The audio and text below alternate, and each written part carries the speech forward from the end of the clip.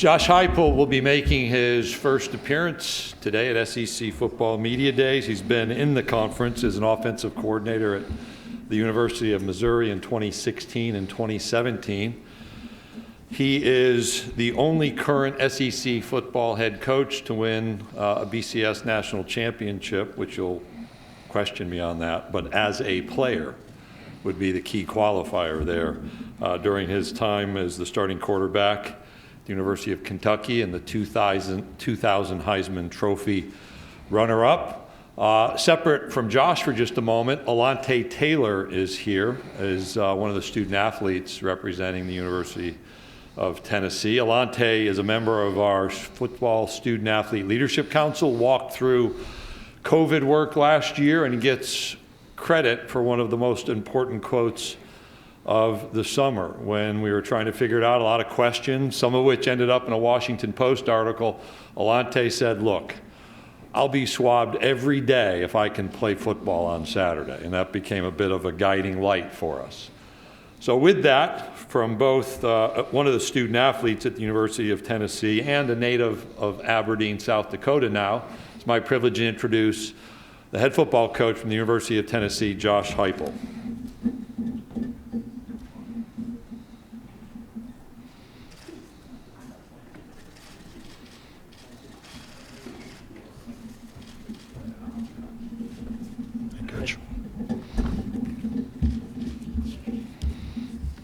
Good morning. Hope everybody's doing great. So excited to be here. First SEC Media Days. Excited to get a chance to see you guys in person for the first time. I have done a lot of Zoom calls with you here over the last 6 months for sure, and maybe longer than that. But excited to be here and have an opportunity to represent Tennessee. I hope you guys have had a great summer. My wife and I knew in coming to Knoxville that it was going to be a special place to live for our two kids, 13 and 11, Hannah and Jace. And through the month of June, obviously recruiting was a busy time, but here in July, we've gotten a chance to really partake and enjoy Tennessee lifestyle and Tennessee living. It's been great to connect with the community. Whether that's in Knoxville, floating the river, or jumping on the boat in the lake and hitting some of the trails, or going up to the Smoky Mountains and floating down the river with our kids. It's been a lot of fun, and my daughter has picked up the game of golf and has been knocking the cover off it. And those of you that know me know that I'm not much of a golfer, but she's been able to swindle me out there and get me on the course a little bit. Appreciate this opportunity. It's been great. It's great to be back in the SEC.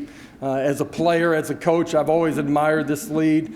Believed in what it is, the strength of it, from top to bottom, the number of talented players that you're able to recruit to this brand and compete at the highest level. And it's been a lot of fun being back in here. I'm honored to be the head coach of Tennessee football.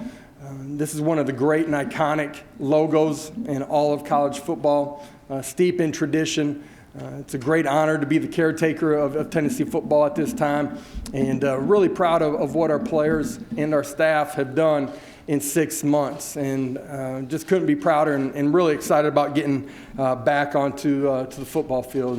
And as we talk today a little bit, just had a lot of fun getting to know the former players at Tennessee, connect with the community, and this great iconic logo, be able to put a new age approach on it while celebrating all the great traditions that are Tennessee football. The first priority when I and our staff got to Tennessee was about relationships, and it still is today. That'll be the foundation of everything that we do inside of our program. But that came through a conversation with our players. The first night I got hired, I had about an hour and a half meeting with them, and one of the things that I realized that they recognized that they wanted and needed was connection. And that's why we spent an inordinate amount of time as a staff connecting with our players and getting to know them, their strengths, their struggles, their greatest triumphs, the hardships that they've faced, and have had a lot of fun in doing that. In recruiting over the last 6 months, our staff has put a ton of time and energy into developing those same relationships with recruits. And we've started inside out in our footprint here in Tennessee and then gone across the country. It's one of the great things about the logo is the ability to recruit from coast to coast. And our staff's done a great job of developing those same relationships with parents and families, and really got an opportunity to connect with them in June as they were able to get on campus for the first time.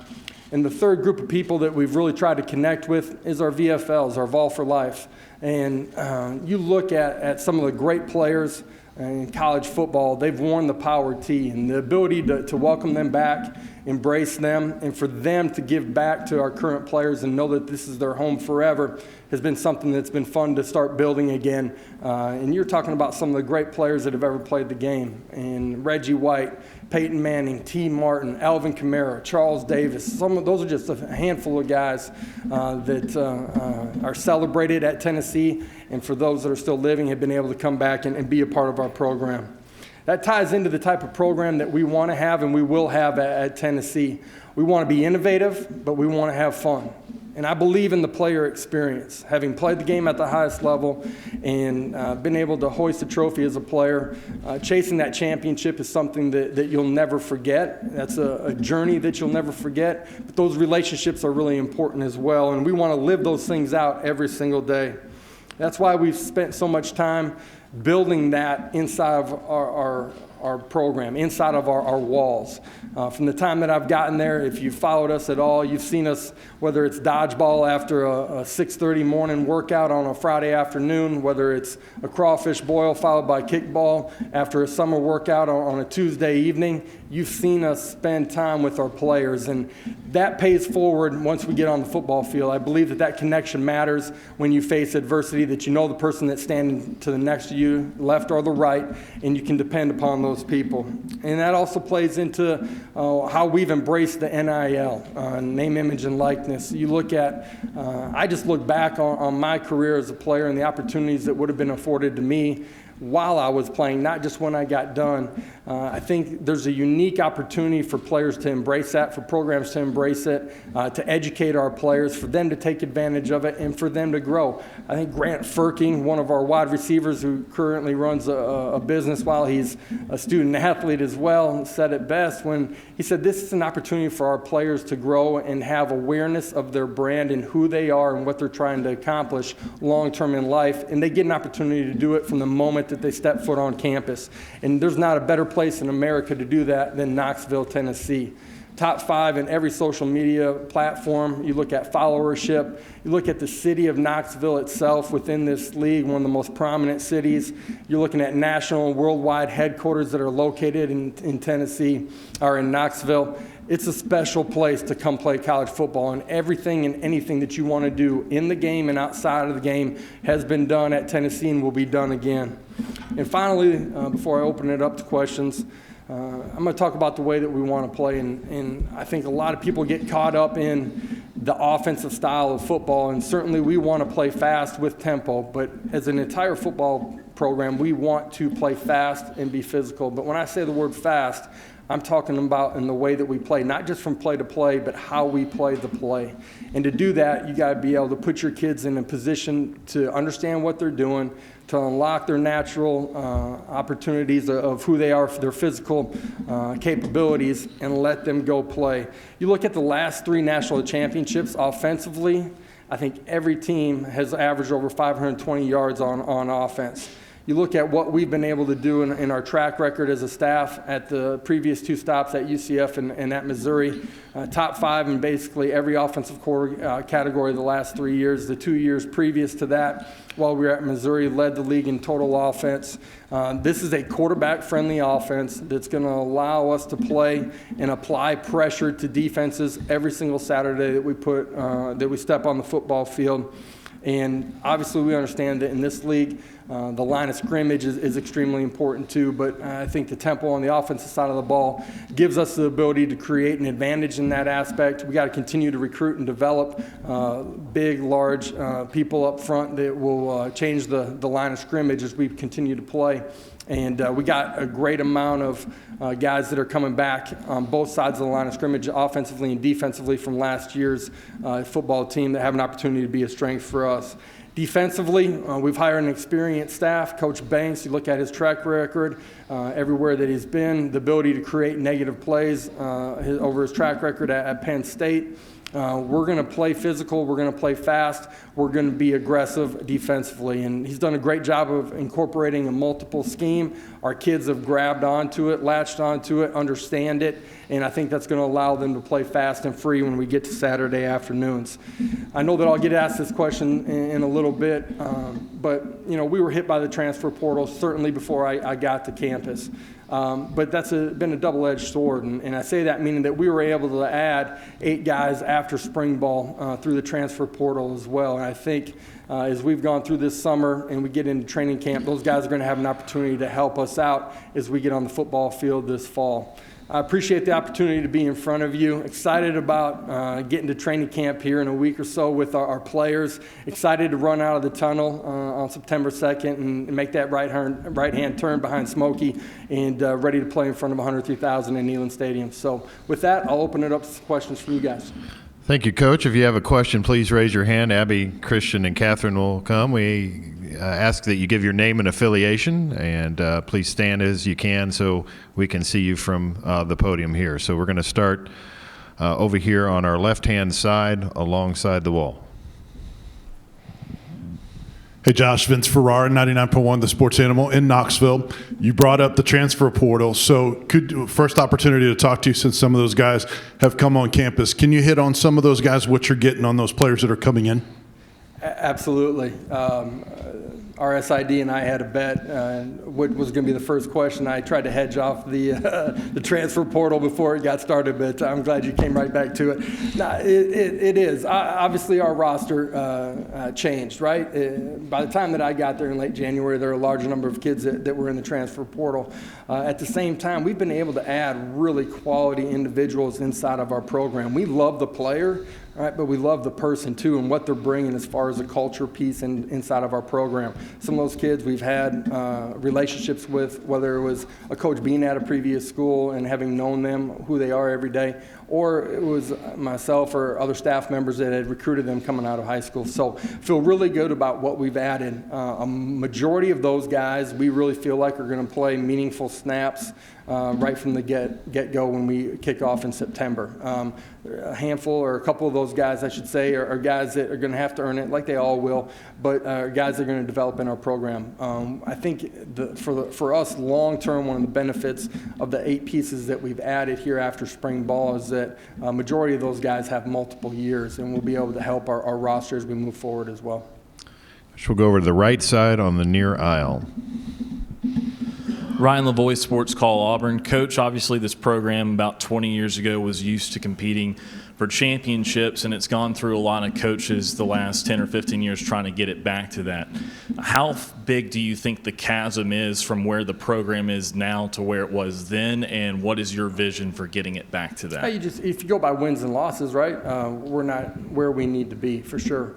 But the only time constraints you put on that are ones you put on yourself. I have a different perspective a little bit maybe of the opportunity that is Tennessee football, and I say that from my playing experience. I went to Oklahoma when they hadn't been to a bowl game for, I think, 5 straight years, right?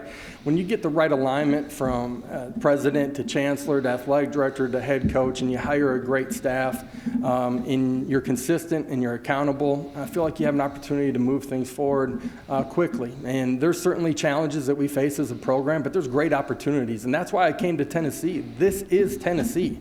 This is one of the iconic programs in all of college sports and all of college football. We get an opportunity to celebrate the great traditions while put a new age approach on it. And our kids and our staff, they're all there because of that, right? They chose the Power T for those reasons. Our staff chose the Power T for those reasons. We're going to go out and compete every single day and push forward. We'll go in the center section, about 6 rows back, right in front of the podium. Hello, Coach Gerard Hamilton, Tuscaloosa News. The third game in October, versus Alabama.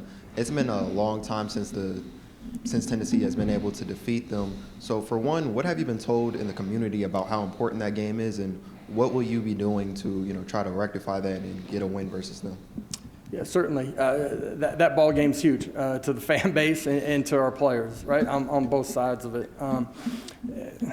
You come to Tennessee to play in games like that. This fan base loves football. They breathe it 365 days out of the year, man. If it's recruiting, they care about recruiting. If it's spring ball, they care about what's going on the field. That's the challenge for us moving forward. But it's not about just one game this fall as we move forward, right? Our players understand that we're only as good as our next performance, right? And for us as a coaching staff and players, we have to take a one-day approach at it. And that means we can control today. We can't control 3 months from now. We can control today. If we take care of today and follow that up consistently, we're going to put ourselves in the best position to get where we want to go long term. Coach, we're going to go over to our left-hand side alongside the wall. Mike? Coach Mike Bianchi, Orlando Sentinel, how you doing? Great to see you. Anything you miss about Orlando, and also how much different is it recruiting in the SEC maybe than it was at UCF? I miss seeing you, Mike. All right? That's what I miss. Now, my wife, our family, I'll speak for our staff too, the guys that came with from the previous stop. It's a special place. It's got a great future ahead of it. This was a special opportunity, unique set of circumstances that felt like it was the right opportunity. But Orlando's a great place, man. If we miss one thing, it would be the beach that's 45 minutes away. Coach, we'll go in the center section along on the right-hand side. White hat. Coach Drew DeArmond, WZZN Radio, Huntsville, Alabama. You played the quarterback position at a high level. You were an impact transfer for Bob Stoops at Oklahoma, so I know you evaluate the position thoroughly. Talk about adding Joe Milton, and what did you see out of your quarterbacks this spring, such as a Harrison Bailey, that made you still want to add to that QB room in your first season? Competition's the greatest friend that any coach has, right? You have to have it in that room. It's going to drive the players inside of it when you're not around it. And to me, Joe's got a unique skill set. Strong arm, accurate passer. I think he's a very bright young man that's picked up on what we've done so far really well. He's talented. He can spray the football field from sideline to sideline and vertically, and has a unique skill set with his size and mobility to use his feet as a weapon as well. Coach, we're going to go right down in front of me, about 6 rows back, right here in the center section. Ryan Shumpert, Rocky Top Insider. You've talked about doing things with a new age approach. Just what does that look like? It's going to take a lot of different forms. It's the way that we communicate inside of our building. Every interaction that we have with players, with staff, with janitors, it doesn't matter who it is, creating and harnessing energy inside of our building. I think that's a really important thing that we've tried to build with our VFLs too, is harnessing that energy and creating positive momentum that surrounds our program where our kids feel that every single day. It's the way that we interact with them outside of the game. The things that I've talked about and that we've done with our players in the 5.5 months that we've been here. As we move forward, it may be different opportunities as far as what the uniform looks like when you run out on the field. Man, look good, feel good, play good. And we want to create a positive player experience from the moment that they step on campus until they're done, but have a long-term relationship with them that lasts forever. Coach, we'll go over here to the left-hand side. Eric Kane, the Sports Animal. I know a lot of positions are open in camp, specifically the quarterback position, as we already mentioned. How long until you start cutting down those reps and start singling down 2 guys, 1 guy, 3 guys, whatever the case may be? How long in the camp? Year one, there's competition at every spot. There's no job that's secure at this. You got to go earn it every single day, and that's the rule in college football no matter what. You have to earn the right to get a rep, earn the right to prove that you're going to be on that football field and that we can trust you. I think the quarterback position it's really important that every other member of your team, offensively and defensively, see that guy has earned the opportunity to be your quarterback. When there's a bad play, and there will be at some point, they got to know that that's the right guy for them that's leading that football team. And that only comes through time. And so as we move, guys are going to earn more reps, guys will earn less reps. Once they've done that, we're going to move at that rate. And obviously we'll have started before we get to kickoff, and looking forward to that competition. Coach, we'll go to our right alongside the near aisle. Hey, Josh. Adam Luck at Kentucky Sports Radio to your right here. You mentioned line of scrimmage in your opening remarks, how it's kind of different in the SEC. Yeah. We hear that a lot. What makes it different in this league, and how difficult, I guess, is it to build that? And then secondly, you've been out of the league a few years. As you kind of dig into the tape, is there anything like schematically that's really changed that's kind of caught your eye?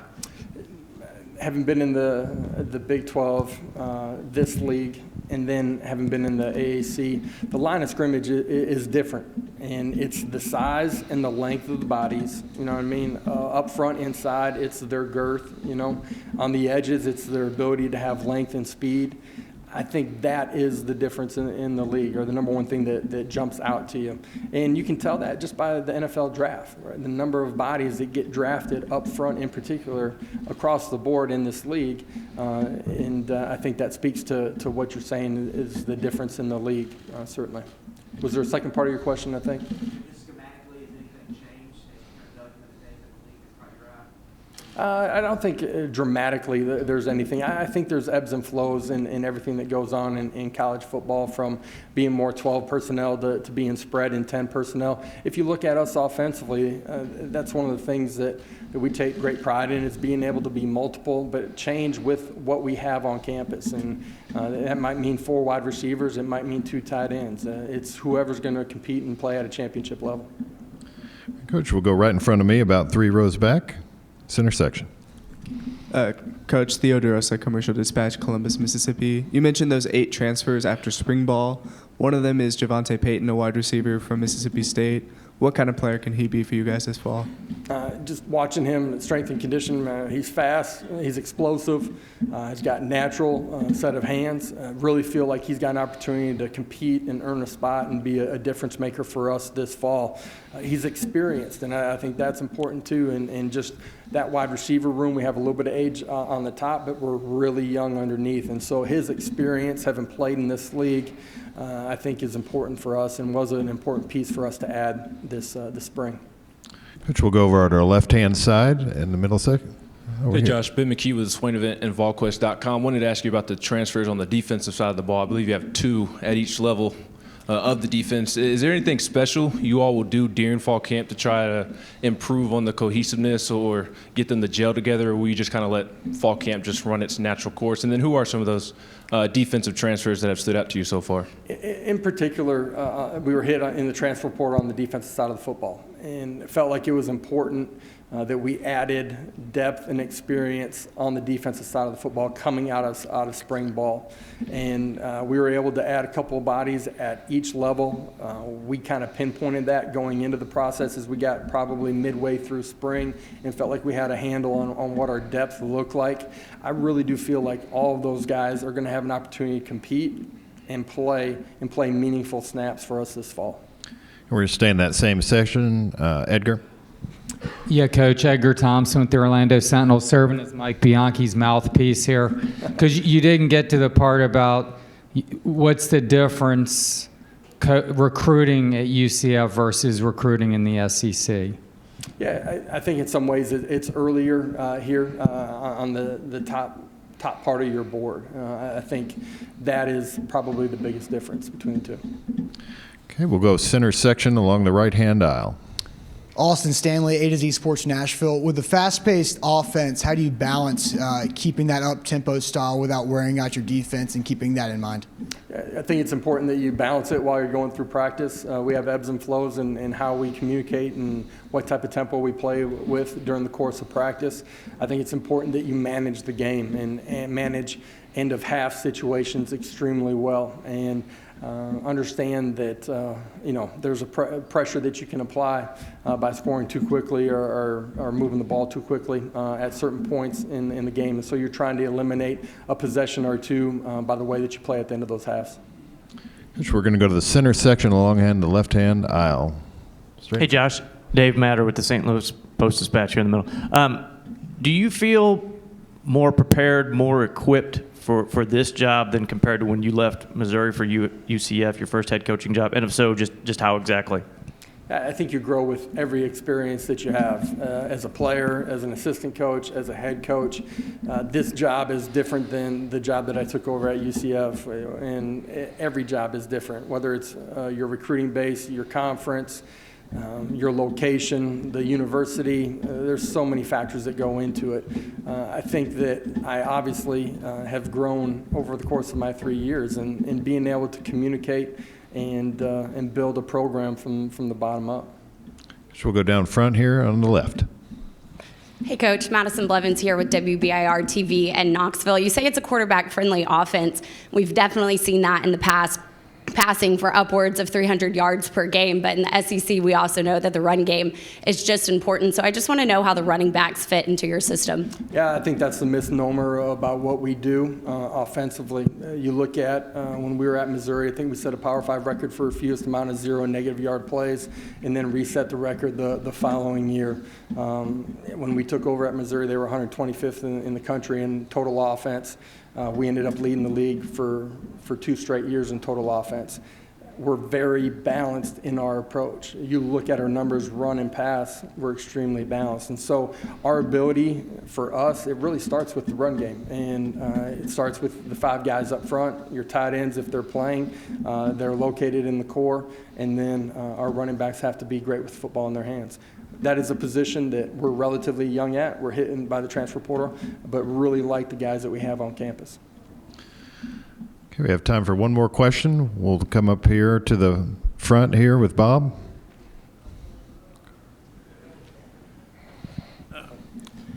Hey, Bob Holt, Arkansas Democrat Gazette. You obviously work with Barry Odom at Mizzou.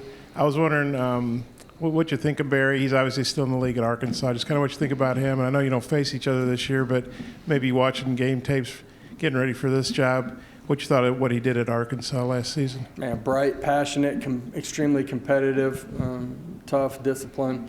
Those are the things that he brought while I was there at Missouri. Just watching him from afar at Arkansas, I thought they took strides as the year went on defensively. Coach Heupel, thank you for your time. Thank you. Appreciate it, guys.